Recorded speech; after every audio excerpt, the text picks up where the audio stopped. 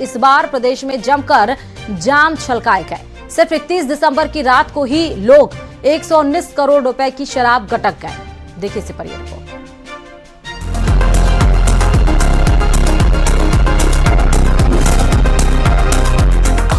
New year पर जमकर छलकाए गए जाम। 119 करोड़ की शराब गटक गया राजस्थान।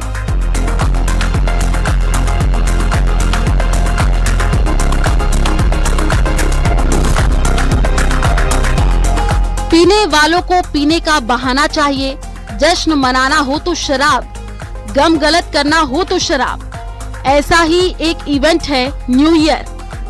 पिछला साल विदा ले रहा हो और नया साल दस्तक दे रहा हो तो शराब विलासिता नहीं, शायद जिंदगी की जरूरत बन जाती है।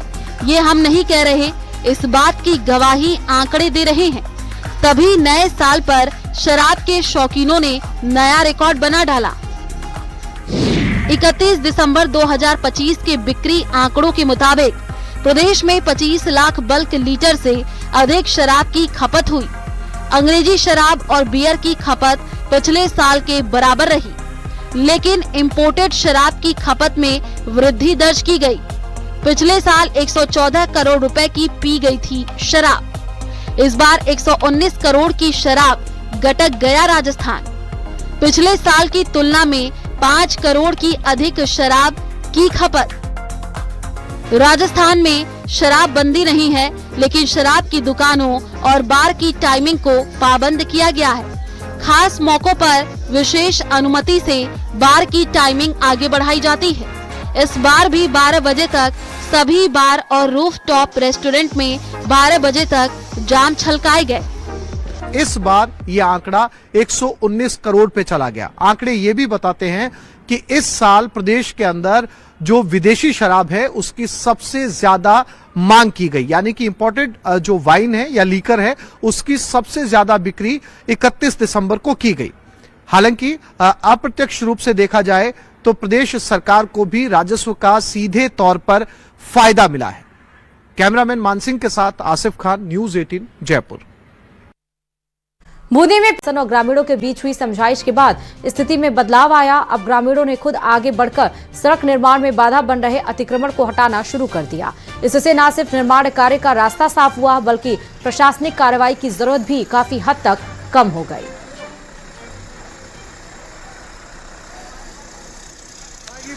और चलिए अब बात दुश्मन खल्लास की। जी हां, मुश्किल चुनौतियों के लिए खास तैयारी की जरूरत होती है। ये बात भारतीय सेना जानती है, इसलिए एक खास बटालियन का सपना साकार कर रही है। ये हल्के और घातक कमांडो बटालियन है जिसे चीन और पाकिस्तान की सीमाओं पर तेज गति से ऑपरेशन के लिए तैयार किया गया है। देखिए रिपोर्ट।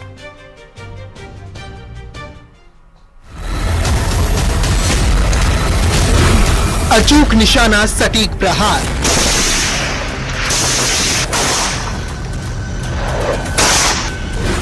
बॉर्डर पार ऑपरेशंस में महारत, इंडियन आर्मी की नई ताकत। दुश्मन खल्लास, भैरव बटालियन है खास। जिस हाड़ कपा देने वाली सर्दी में लोग बिस्तर छोड़ने का साहस नहीं जुटा पाते, उसमें जाबाज पसीना बहा रहे हैं। सेना के जवान जानते हैं कि ट्रेनिंग में जितना पसीना बहेगा, युद्ध के मैदान में उतना ही कम खून बहेगा। दरअसल देश की सुरक्षा और आधुनिक युद्ध की चुनौतियों का सामना करने के लिए भारतीय सेना ने नसीराबाद में एक स्पेशल फोर्स तैयार की है, जिसका नाम है भैरव। पिछले 5 महीने से ट्रेनिंग हासिल कर रहे जाबाज कहते हैं कि वो हर तरह की चुनौती के लिए तैयार हैं। भैरव नाम से हमें एक नई पहचान मिली है। हमारे जवानों को पूरा भरोसा है कि वो किसी भी चुनौती का सामना करने के लिए तैयार हैं। हम राजस्थान के शेर हैं। हमारी विरासत जोश, होश और विश्वास के साथ है। हम पूरी ट्रेनिंग कर चुके हैं। हम किसी भी चुनौती का सामना करने के लिए तैयार हैं। इस बटालियन में आने के बाद नई टेक्नोलॉजी, नई इक्विपमेंट, स्किल वाइज ट्रेनिंग दी गई। स्किल वाइज ट्रेनिंग में मेडिकल, डेमोलेशन और कम्युनिकेशन के बारे में जानकारी दी गई।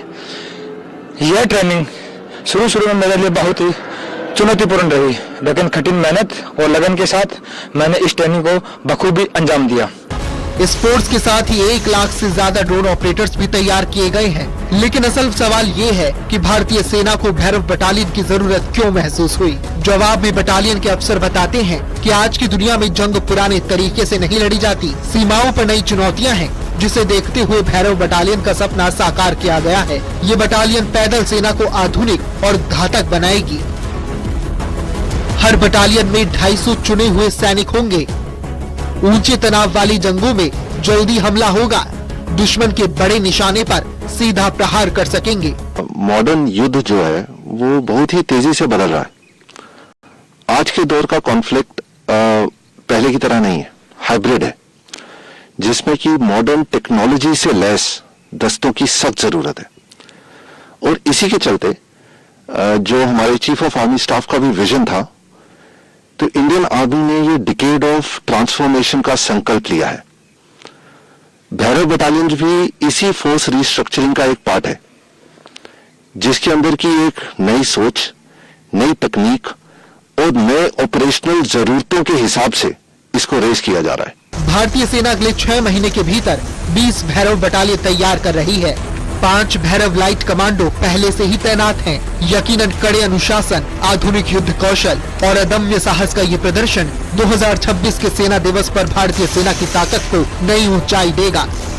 Bureau report, news 18 Rajasthan. Rajasthan Congress से जुड़ी बड़ी खबर आपको बता रहे हैं। 62 नगर कांग्रेस कमेटियों की कार्यकारिणी जारी कर दी गई है। जी हां, डोटासरा के अनुमोदन के बाद कार्यकारिणी जारी की गई है। केकड़ी और टांटोटी नगर कांग्रेस कमेटी घोषित हुई है।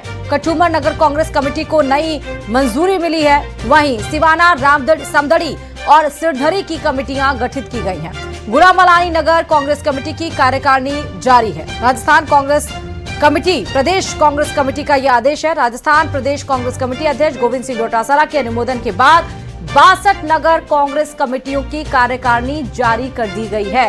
प्रदेश कांग्रेस महासचिव मीडिया चेयरपर्सन स्वर्णिम चतुर्वेदी ने कार्यकारिणी जारी होने की जानकारी दी। अजमेर जिले की केकड़ी और टांटोटी नगर कांग्रेस कमेटी घोषित हुई है और उसी तरह अलवर जिले की कठुमर नगर कांग्रेस कमेटी को मंजूरी मिली है। बालोतरा जिले की सिवाना, समदड़ी और सिरधरी नगर कांग्रेस कमेटियां गठित की गई हैं। और देखिए, ज्यादा जानकारी के साथ संवाददाता अरबाज इस खबर पर जुड़े हुए हैं। अरबाज, 62 नगर कांग्रेस कमेटियों की कार्यकारिणी जारी की गई है, क्या कुछ जानकारी?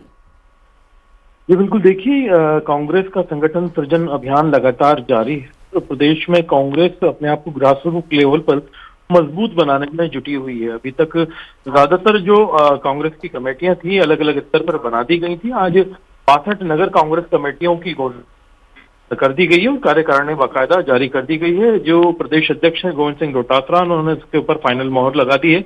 और आप देख सकते हैं कि जिस हिसाब से कांग्रेस ने अपने कार्यकाल में स्टेट में अलग अलग जगह रिस्ट्रक्चर किया था जिलों को, उसी के मुताबिक यहाँ पर डिस्ट्रीब्यूशन किया गया है। खासतौर पर आप देखेंगे कि अजमेर जिले से लेकर के बाड़मेर के अंदर, कोटपुतली के अंदर और अलवर से लेकर के धौलपुर, चूरू और ज्यादातर जो है जयपुर के आसपास की जो बची हुई कमेटियां थी, उन सभी को। ठीक है अरबाज, बहुत शुक्रिया तमाम जानकारी देने के लिए खबर पे। और चलिए, जयपुर से बड़ी खबर है। आरटीओ प्रथम से यह खबर आपको बता रहे हैं। कल से जयपुर शहर में नो लगेज कैरियर अभियान चलेगा। सभी यात्री वाहनों पर कठोर कार्रवाई होगी। लगेज कैरियर पाए जाने पर कठोर कार्रवाई की जाएगी।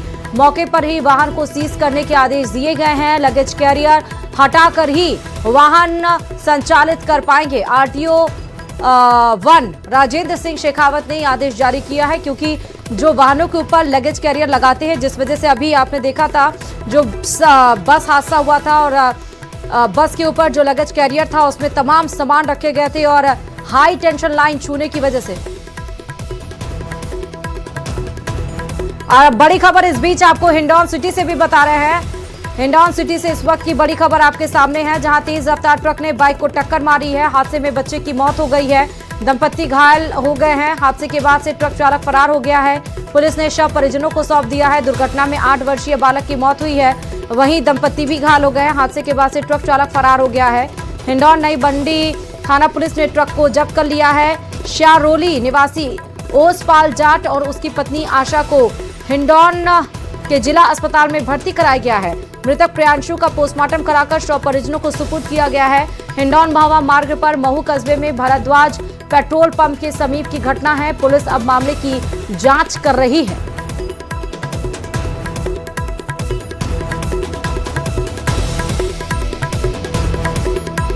तो बड़ी खबर इस वक्त की आपको बता रहे हैं हिंडौन सिटी से, जहां तेज रफ्तार ट्रक ने बाइक को टक्कर मारी है और ये टक्कर इतनी ज्यादा तेज कि हादसे में 8 साल के बच्चे की मौत और दंपत्ति घायल।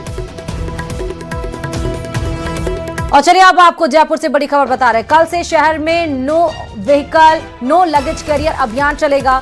सभी यात्री वाहनों पर कठोर कार्रवाई होगी। लगेज कैरियर पाए जाने पर यह कठोर कार्रवाई होगी।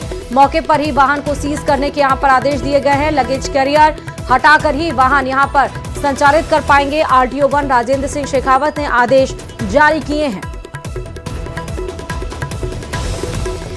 तो इस वक्त की बड़ी खबर आपके सामने है, आपके टीवी स्क्रीन पर आप देख सकते हैं ये तस्वीर।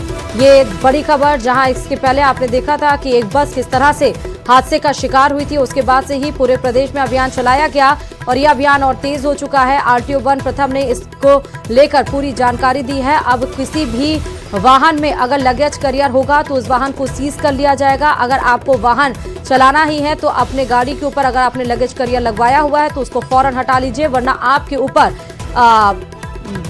एक तो आप वाहन चला नहीं पाएंगे, वाहन सीज हो जाएगा और ऊपर से आपको जो भी कंपनसेशन पे करने होंगे, वो जो भी आगे की फॉर्मेलिटीज या कार्रवाई होंगी उससे आपको जूझना भी पड़ेगा। और ये बड़ा जो आदेश है वो इसलिए दिया गया है क्योंकि जिस तरह से एक बस हादसे का शिकार हुई थी और बस के ऊपर लगेज कैरियर लगा हुआ था, उसमें तमाम जो लगेज रखे हुए थे और हाई टेंशन लाइन से वो बस छू गई थी, जिसके बाद उस बस में भीषण आग लग गई थी। ज्यादा और जानकारी के साथ संवाददाता आसिफ इस खबर पर जुड़े हुए हैं। आसिफ, नो लगेज कैरियर, अब वाहनों के लिए चेकिंग अभियान तेज, क्या कुछ जानकारी? बिल्कुल, देखिए ये पिछले काफी समय से जो परिवहन विभाग है वो कई बस हादसे जो है प्रदेश में हुए थे, उसको लेकर लगातार इस रणनीति के ऊपर काम कर रहा था और फाइनली कल से इसे लागू किया जा रहा है। पूरे जयपुर के अंदर कल से जो है वो परिवहन विभाग नो लगेज कैरियर अभियान की शुरुआत कर रहा है। जो कैरियर होते हैं वो चाहे बसेस पे हो, चाहे टैक्सी पे हो, कमर्शियल वाहनों पे हो या निजी वाहनों के ऊपर हो, किसी भी वाहन के ऊपर किसी तरीके का कोई भी कैरियर होगा तो उसकी गाड़ी कल की कल मौके पर ही सीज की जाएगी, क्योंकि इससे पहले उन्हें मोहलत दी गई थी, कुछ समय दिया गया था ताकि सभी बसें और जो निजी और कमर्शियल वाहन है वो अपनी गाड़ियों के ऊपर से कैरियर को जो है हटा ले। और इस मोहलत में जो लोग हटा चुके हैं वो तो इस कार्रवाई से अलग रहेंगे, लेकिन जो लोग नहीं हटा पाए उनके ऊपर। ठीक है आसिफ, बहुत शुक्रिया तमाम जानकारी देने के लिए। और चलिए अब बात करेंगे खजाने के घड़े की। जी हाँ, कैसे हो कि आपको किसी गड़े हुए खजाने के बारे में पता चले, यकीनन पूरा माहौल कौतूहल से भर जाएगा। कुछ ऐसा ही हुआ है टोंक के निवाई इलाके में, जहां के देवरी गांव में ऐसे ही एक जमीन में गड़ा हुआ घड़ा मिला। क्या है पूरा मामला, दिखाते हैं इस रिपोर्ट में। गुलाब की खुशबू, खजाने का राज, निकला खजाने का घड़ा, मचा हंगामा बड़ा। सरकारी ट्रेजरी में कैद सदियों पुराना राज। तारीख 3 जनवरी 2026, जगह टोंक का देवरी गांव, समय शाम के करीब 4 बजे। ये उस वक्त की डिटेल्स हैं जब चारागाह की जमीन पर ग्रामीणों को ताजी गुलाब की पंखुड़ियां और गीली मिट्टी दिखाई दी। गांव में सन्नाटा पसर गया। सबको लगा कि जमीन के नीचे किसी लाश को ठिकाने लगाया गया है। खौफ इतना था कि तुरंत पुलिस बुलाई गई, लेकिन जैसे ही जेसीबी ने करीब 15 फीट तक की मिट्टी हटाई, वहां से लोहे का भारी भरकम घड़ा मिला। ग्रामीणों को लगा कि सदियों पुराना खजाना हाथ लग गया है। फिर क्या था, हजारों की भीड़ उस घड़े पर टूट पड़ी। लोगों में इस घड़े को छूने और इसे लूटने की होड़ मच गई। हालात बेकाबू होते देख पुलिस को मोर्चा संभालना पड़ा और भीड़ को तितर बितर कर घड़े को अपने कब्जे में लिया। गांव की चौपालों पर अब सिर्फ एक ही चर्चा है कि भाई खजाना मिला है। कोई इसे सोने की मोहरों से भरा घड़ा बता रहा है तो कोई इसे चांदी की देग कह रहा है। ग्रामीणों का यहाँ तक दावा है कि उन्होंने घड़े के अंदर चमकता हुआ कुछ देखा है। ग्राउंड जीरो पर न्यूज़ 18 राजस्थान यहाँ पर मौजूद है। ये वही जगह है जहां ये देवरी गांव है, सिंदड़ा ग्राम पंचायत का, जो चरागाह भूमि कहते हैं। यहाँ आसपास बड़ी संख्या में जो जमीन है वो खाली है और यहाँ पर सोना यानी कि बड़ी मात्रा में खजाना मिलने की अफवाहों के बाद या चर्चाओं के बाद यहाँ बड़ी संख्या में लोग पहुंचे और अब वो जो सोने का गड़ा है, जो देग है, उसको निवाई तहसील के ट्रेजरी में रखवा दिया गया है। वहीं प्रशासन की खामोशी ने सस्पेंस को और बढ़ा दिया है। लोगों की मांग है कि इलाके में और खुदाई की जाए, क्योंकि उन्हें शक है कि जमीन के सीने में अभी और भी दौलत दफन हो सकती है। हालांकि इस बीच महिलाओं के कुछ अपने ही दावे हैं। सोना का गड़ा मिला, क्या था उसके अंदर? ईटी सोने की। आपने यानी देखा था क्या? हाँ। क्या पुलिस वाला आदमी मर पड़े थे जी, देखवा है नहीं, दन देखवा ना था जी जी। अब एक टेर रखो दिया, टेर मोटेरा में खुदो टेर जब इसी ले बकना दिया और 4 पुलिस वाले थे, एक लेडीज थी, वह स्टार थी।